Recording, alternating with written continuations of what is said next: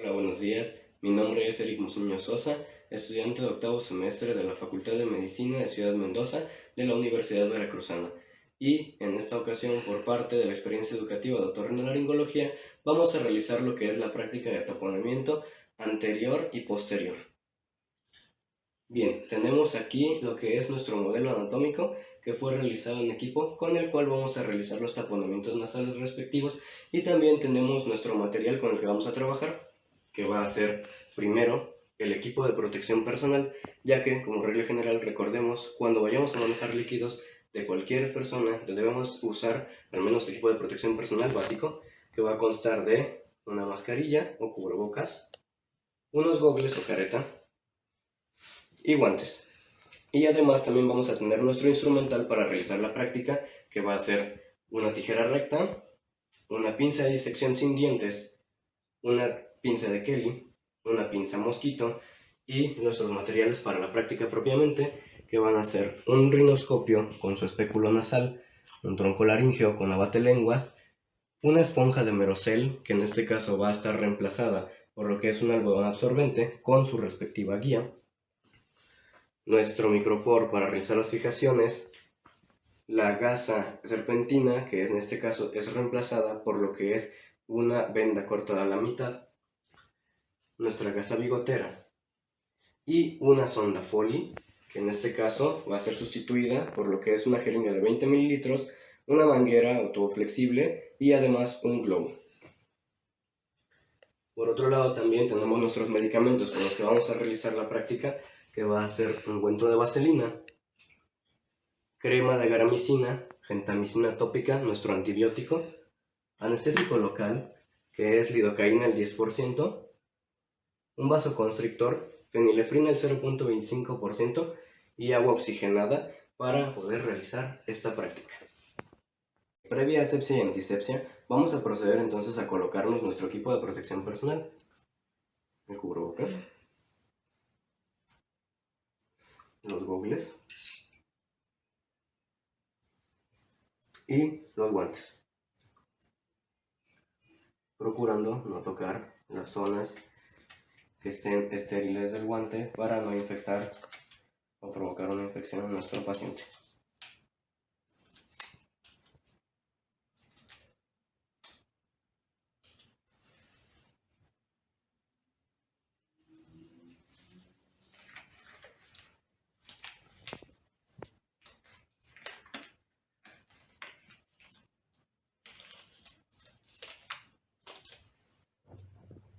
Antes de realizar el procedimiento del taponamiento nasal anterior o posterior, debemos determinar precisamente si nuestra epistaxis se encuentra en la parte anterior o posterior de la cavidad nasal.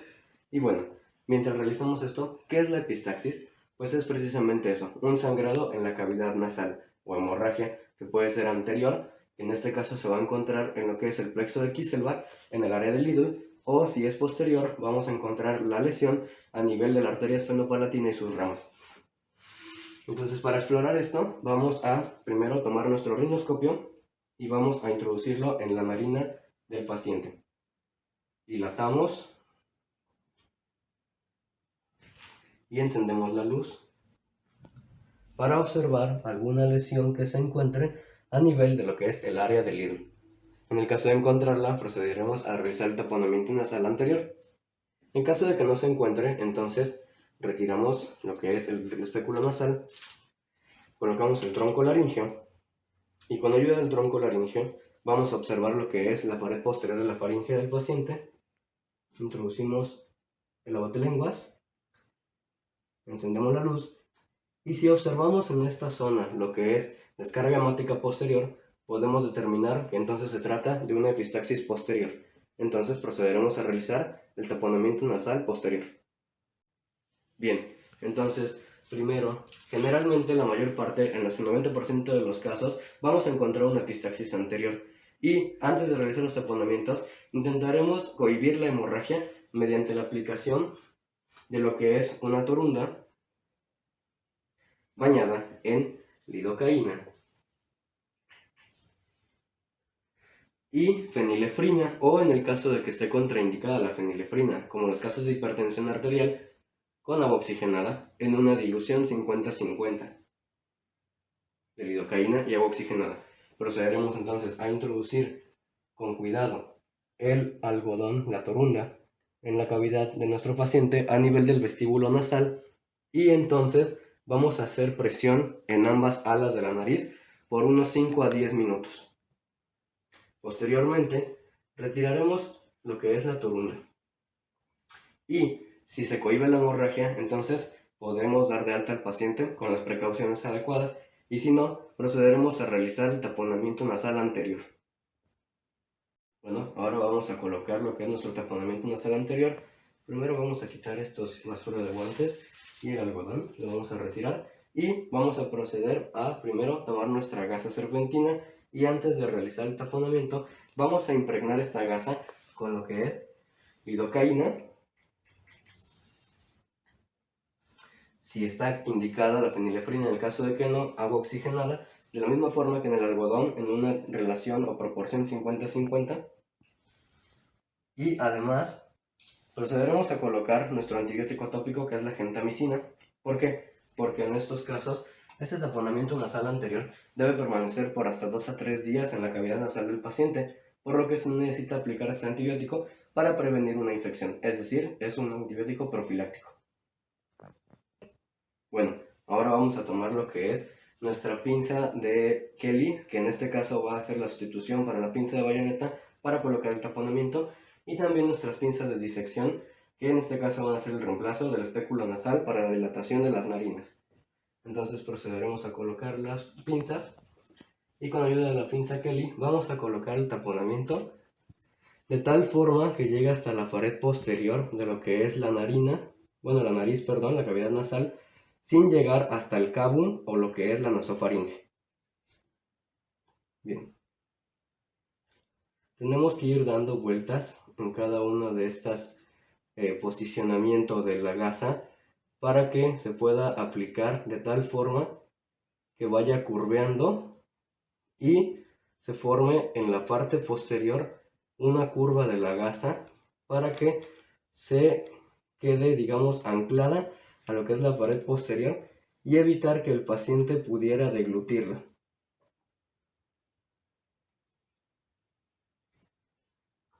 Ok, mientras realizamos esto, vamos a comentar un poco acerca de lo que son la etiología y lo que es el abordaje de cada una de estas causas probables de la epistaxis. Bien, en cuanto a las causas, se pueden dividir en este caso en locales y sistémicas. Las causas locales vamos a tener que son principalmente sequedad de la mucosa, además también de algunos traumatismos, ya sea por golpes o digitales autoinducidos, es decir, que el paciente pues introduzca un dedo en la nariz y pues cause una lesión en el plexo de Kieselbach generalmente. Además, también tenemos lo que son perforaciones septales, que pueden ser por traumatismos de igual forma o consumo de cocaína. Y además también tenemos a los tumores, que pueden ser benignos en el caso de los pólipos nasales o los tumores malignos como el carcinoma de Cabum o carcinoma nasofaringe.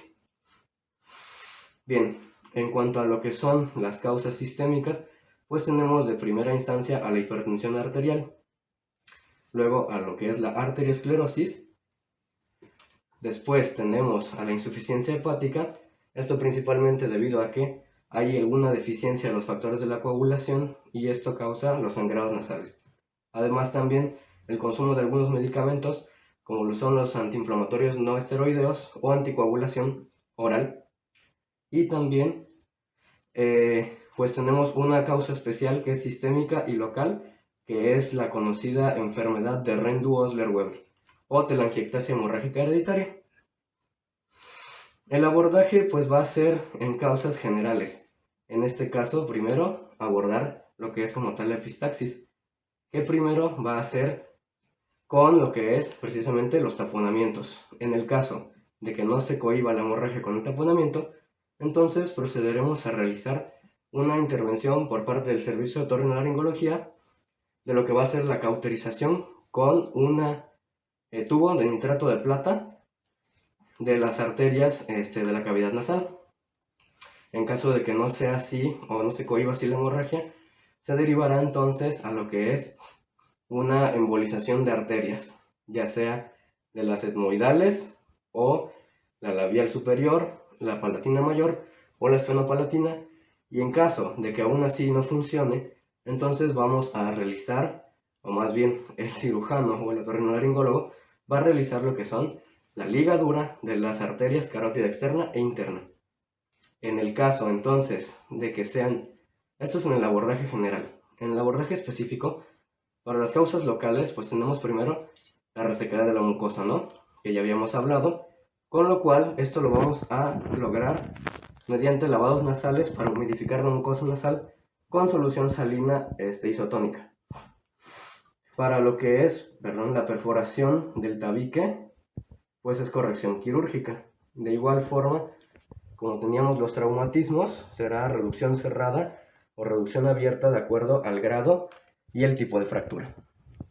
Y en los casos de perforación septal, corrección quirúrgica, y en el caso de que sea por consumo de cocaína, pues entonces evitar, obviamente, el consumo de cocaína.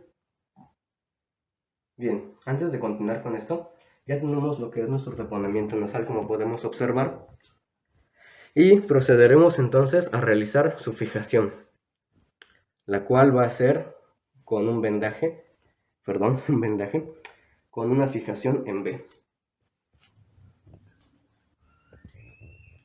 Bien, colocamos la venda, el micropor, así y así. Y además vamos a colocar, importante, nuestra gasa bigotera. De este lado.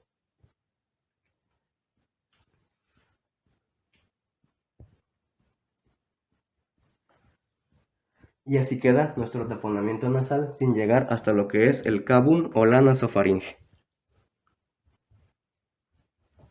Bueno, continuando con lo que son los tratamientos o los abordajes, teníamos que, los tumores entonces se van a hacer pues por medio de cirugía de igual forma, en el servicio de otorrinolaringología por la extracción de los pólipos, y en el caso de que sea un tumor maligno, se retirará el tumor, que generalmente el más común es el carcinoma nasofaringeo, y vamos a enviarlo obviamente al servicio de oncología para su seguimiento.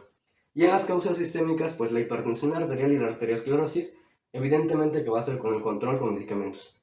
La hipertensión arterial con antihipertensivos y la arteriosclerosis con un seguimiento obviamente con el médico, y además también un tratamiento con estatinas o con hipolipemiantes.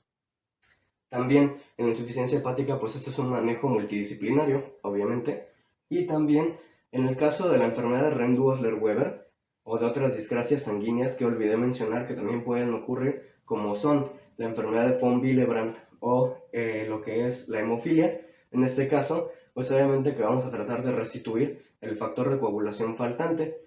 Y en el caso de la enfermedad de Rendu-Osler-Weber, pues entonces vamos a hacer, o más bien se va a realizar, lo que es la cauterización con nitrato de plata de las telangiectasias de la nariz. Sin embargo, en este caso aún no termina el manejo, debido a que este manejo es integral, porque estos pacientes suelen tener malformaciones arteriovenosas tanto a nivel pulmonar como a nivel cerebral, y las complicaciones van a ser hemorragia alveolar difusa y lo que es un ictus hemorrágico, que obviamente se deben de prevenir con un manejo integral también del paciente. Bueno, entonces vamos a proceder ahora a retirar lo que es nuestro taponamiento anterior para poder realizar ahora nuestro taponamiento posterior. Retiramos primero la gasa bigotera, la desechamos y también, con mucho cuidado, retiramos la fijación del paciente y comenzamos también con la pinza Kelly o la bayoneta a retirar con mucho cuidado también y desechar la gasa serpentina.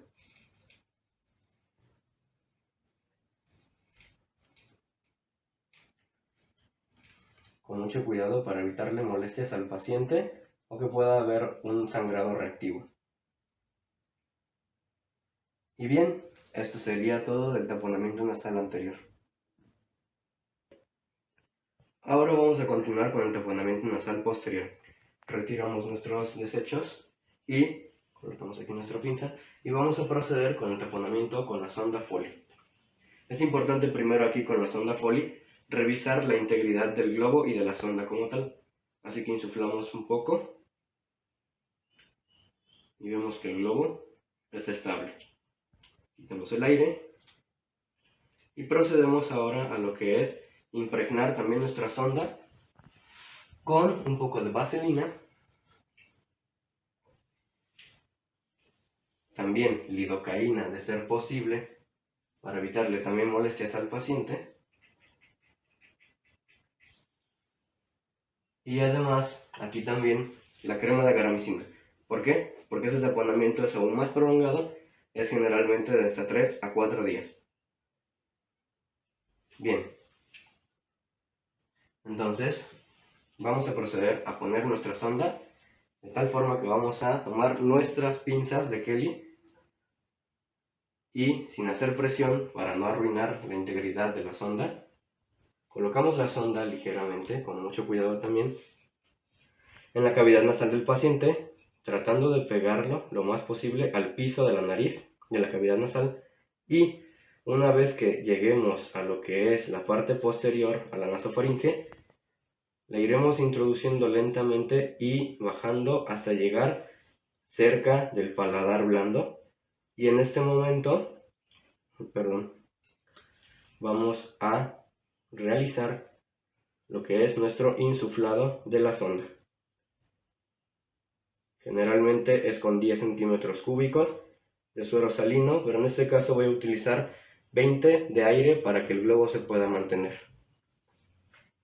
Y de igual forma, vamos a realizar una fijación de esta sonda, también con nuestro micropor, que puede ser también una fijación en B.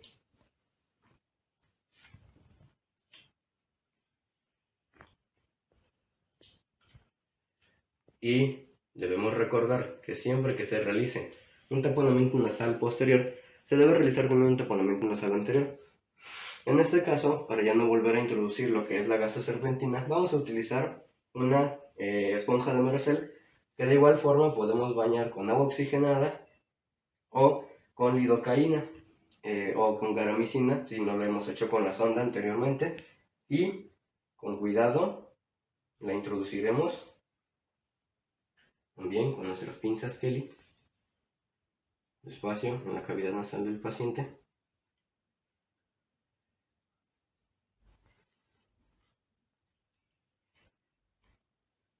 Teniendo mucho cuidado de no lesionar igual al paciente más o interferir con la integridad de la sonda sin perder nuestra guía de la esponja. Y también de igual forma realizaremos lo que es una fijación de esta guía de la esponja. De igual forma puede ser una fijación en B o una fijación simple.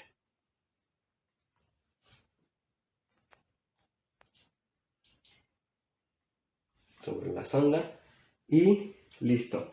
Bueno, esta esponja obviamente va a absorber agua, entonces en este caso le inyectamos un poco de solución salina y va a empezar a expandirse para poder cohibir la hemorragia. Y bueno, hasta aquí llegamos con lo que es el taponamiento nasal posterior. Y además, se me estaba olvidando, debemos de colocar lo que es también nuestra gasa bigotera, con una fijación más. Y entonces aquí sí hemos terminado con el procedimiento. Cuando se retire, pues entonces procederemos a retirar todo nuevamente, como lo que es o lo que fue también nuestro recipiente. El taponamiento anterior, retiramos esto, retiramos también la esponja con cuidado, jalamos lentamente la esponja de Merocel y de igual forma quitamos la fijación de la sonda y con cuidado desinsuflamos y retiramos la sonda de la cavidad nasal del paciente. Y con esto terminaríamos lo que es nuestra práctica de taponamiento nasal anterior y posterior. Muchas gracias y hasta luego.